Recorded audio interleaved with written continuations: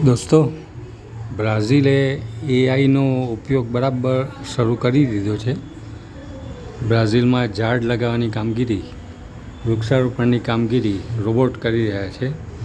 1 કલાકમાં 1800 જેટલા ઝાડ, વૃક્ષો નાના લગાવવાની કામગીરી હમણાં જ એ લોકોએ પૂરી કરી છે.